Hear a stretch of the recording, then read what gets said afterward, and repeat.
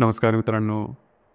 विवाहबाह्य प्रेम मेष राशीच्या पती आणि पत्नीमध्ये कशा प्रकारचं असू शकतं किंवा होऊ शकतं, त्यामागची नेमकी कारणं कोणती असतात, या सर्व संदर्भातली खुलासेवर चर्चा आपण या व्हिडिओमध्ये करणार आहोत.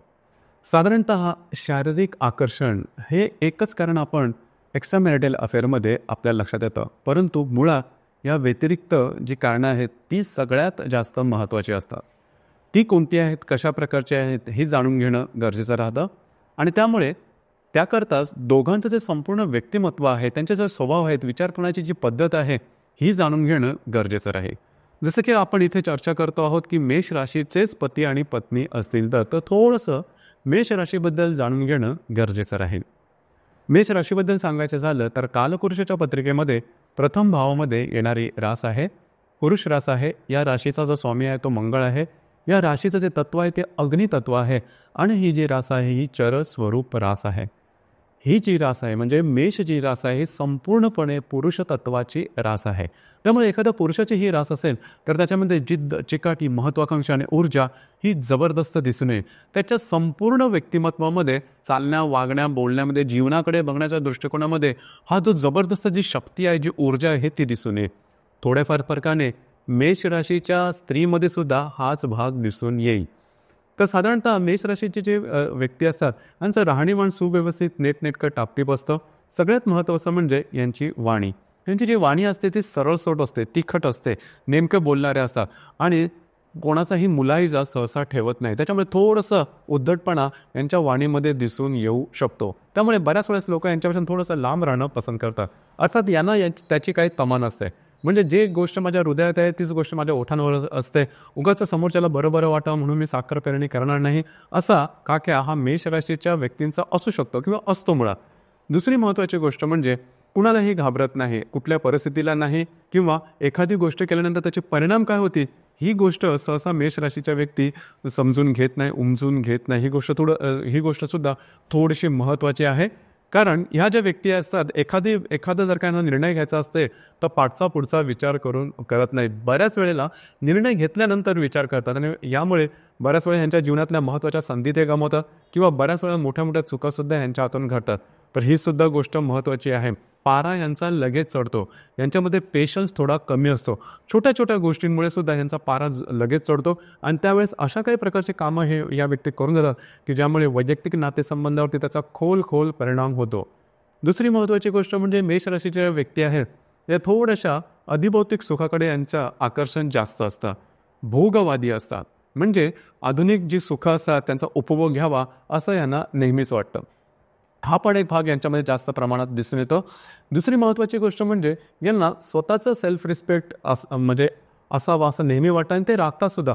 परंतु दुसऱ्याच्या सेल्फ रिस्पेक्टची तमा यांच्याकडे सहसा दिसून येत नाही. ही जी गोष्ट आहे ही गोष्टसुद्धा वैयक्तिक नातेसंबंधामध्ये अतिशय महत्त्वपूर्ण ठरते. तर हे यांचे जे स्वभाव आहेत या स्वभावामुळे सुद्धा एक्स्ट्रा मॅरिटल अफेअरमध्ये हे जे स्वभाव आहेत हे बऱ्याच प्रमाणात कारणीभूत ठरतात.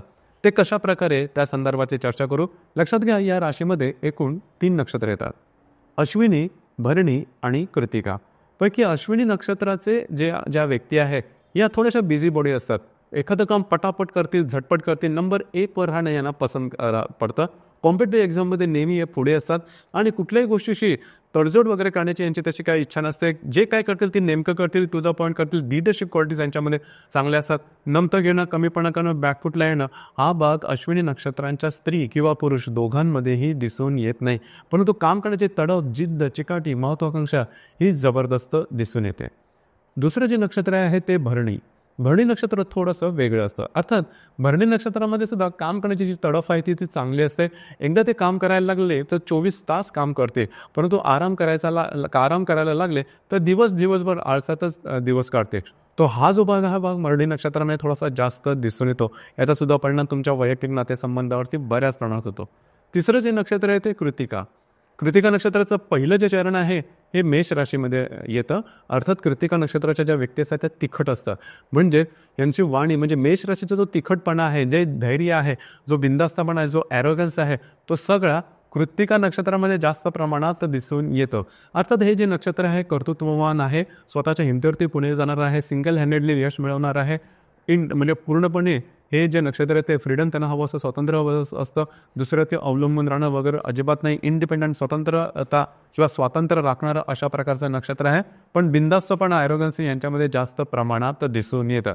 तर साधारणतः तुम्हाला मोठ्या प्रमाणात मेष राशीचं जे व्यक्तिमत्व आहे हे समजून आलेलं असेल. आता आपण चर्चा करू की मेष राशीचे पती पत्नीमध्ये एक्स्ट्रा मॅरिटल अफेअर किंवा वैवाहिक विवाहबाह्य संबंध हे का येऊ शकतात. यामध्ये सगळ्यात पहिलं जे कारण आहे ते म्हणजे जर काय तुमच्या वैवाहिक जीवनामध्ये काही प्रॉब्लेम कॉम्प्लिकेशन असेल, म्हणजे वादविवाद हे जास्त प्रमाणात होत असते, तर अर्थातच पती किंवा पत्नी प्रेमाच्या रूपात किंवा प्रेमाच्या शोधात बाहेर पडतात. आता या वेळेला तुमच्या अगदी जवळचा जुना मित्र किंवा शाळेतला मित्र, कधीकधी रियुनियनमध्ये सुद्धा असे मित्रमैत्रिणी जवळ येतात आणि त्यामुळे सुद्धा एक्स्ट्रा मॅरिटल अफेअर, कारण त्या व्यक्तीला थोडासा प्रेमाचा ओलावा हवा असतो आणि तो जर का कुठून मिळाला तर अर्थातच या व्यक्ती म्हणजेच मेष राशीचे पती किंवा पत्नी एक्स्ट्रा मॅरिटल अफेअरमध्ये सम्मिलित होऊ शकतात.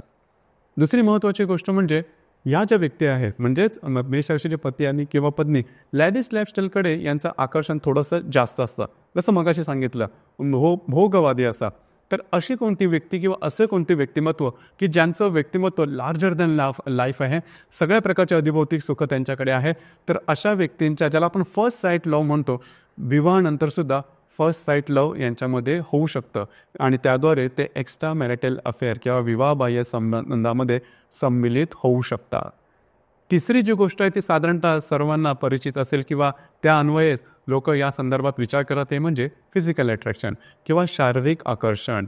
आता हे लक्षात घ्या, मेष राशीचे पती किंवा पत्नी या दोघांमध्ये शारीरिक आकर्षण तर सारखं असेल असं आपल्याला वाटतं, पण तसं ते मुळात नसतं. कारण शारीरिक आकर्षणाकरता तुमच्या पत्रिकेमध्ये शुक्र कोणत्या राशी नक्षत्रात किंवा कोणत्या ग्रहयोगात आहे हे जाणून घेणं जास्त महत्त्वपूर्ण ठरेल. बऱ्याच वेळा तुम्ही पाहिलं असेल की एकाच राशीचे पती पत्नी असूनसुद्धा शारीरिक त्याच्या बाबतीमध्ये, आकर्षणाच्या बाबतीमध्ये बऱ्याच प्रमाणात त्यांच्यामध्ये अंतर असतं किंवा त्यांच्या एकंदरीत त्यांच्या स्वभावामध्ये म्हणा किंवा बाकीच्या त्यांच्या आवडीनिवडीमध्ये सुद्धा तुम्हाला बदल दिसेल. इथे जसं आपण चर्चा करतो आहोत की जर का मेष राशीच्या पती पत्नीपैकी एकाचं जरी शारीरिक आकर्षणामध्ये थोडेसे कमी असेल, कारण मूलतः मेष राशीमध्ये ही जे शारीरिक आकर्षणाचा जो भाग आहे हा थोडासा जास्त असतो, हेल्दी असतो आणि तो थोडासा अनावरसुद्धा असतो, इम्पेशंटसुद्धा त्यासुद्धा बाबतीत ते दिसून येतात. तर एकाच्या कुठल्या पत्रिकेमध्ये किंवा एकाकडे जर काही शारीरिक आकर्षणाचा भाग कमी असेल तर दुसरी जी व्यक्ती आहे ती शारीरिक आकर्षणापायी एक्स्ट्रा मॅरिटल अफेअरमध्ये सम्मिलित होऊ शकते.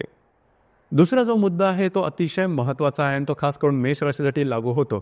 तो म्हणजे हे जर का पती पत्नीपैकी एक जर का एक्स्ट्रा मॅरिटल अफेअरमध्ये असतील आणि दुसऱ्याला ती गोष्ट समजली तर फक्त आणि फक्त ज्याला आपण बदल्याची भावना किंवा सुडाची भावना ज्याला आपण म्हणतो, त्यामुळे सुद्धा दुसरा जो व्यक्ती आहे हा विवाहबाह्य संबंधामध्ये सम्मिलित होतो.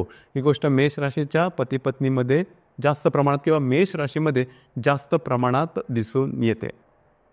दुसरा जो महत्त्वाचा भाग आहे तो म्हणजे ज्या ठिकाणी तुम्ही काम करता, नोकरी करता किंवा व्यवसाय करता, त्या ठिकाणी तुम्हाला प्रमोशन हवं असेल किंवा सक्सेस हवं असेल किंवा जर का तुम्ही एखादा बिझनेस वगैरे करत असाल त्या ठिकाणी सुद्धा तुमची काही वेगळ्या प्रकारची माग असेल व्यावसायिकदृष्ट्या, तर त्या ठिकाणी सुद्धा या गोष्टीसाठी सुद्धा मेष राशीचे पती किंवा पत्नी जे आहे हे एक्स्ट्रा मॅरिटल अफेअरमध्ये सम्मिलित होऊ शकतात. ही गोष्टसुद्धा तेवढीच खरी आहे.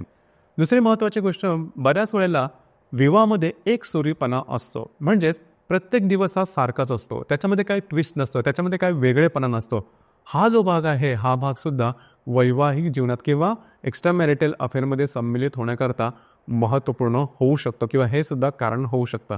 तर एकंदरीतच आता आपण जी कारणं पाहिली ती कारणं मेष राशीचे जर का स्त्री आणि पुरुष किंवा पती पत्नी जर का असेल तर एक्स्ट्रा मॅरिटल अफेअरमध्ये ही जी कारणं आहेत ही कारणं महत्त्वपूर्ण होऊ शकतात. या व्यतिरिक्त जर का तुम्हाला काही वेगळी कारणं वाटत असतील किंवा वैवाहिक जीवनामध्ये काही प्रॉब्लेम कॉम्प्लिकेशन येत असतील तर त्याकरता तुमची जी कुंडली आहे ही पाहणं थोडंसं गरजेचं ठरेल. आतापर्यंत जे आपण जी कारणं सांगितली ह्या कारणामध्ये जे काही गुणधर्म आहेत हे या राशीचे गुणधर्म आहेत, अर्थात ते निगेटिव्ह आहेत. जर का तुम्ही त्याच्यावरती काम केलं तर अर्थातच पती पत्नीपैकी कोणीही एक्स्ट्रा मॅरिटल अफेअरमध्ये जाणार नाही, हे निश्चित. तर मित्रांनो, हे होतं मेष राशीचे पती आणि पत्नी एक्स्ट्रा मॅरिटल अफेअरमध्ये सम्मिलित होण्याची कारणं नेमकी कोणती असतात, कशा प्रकारची असतात या संदर्भातली चर्चा. धन्यवाद.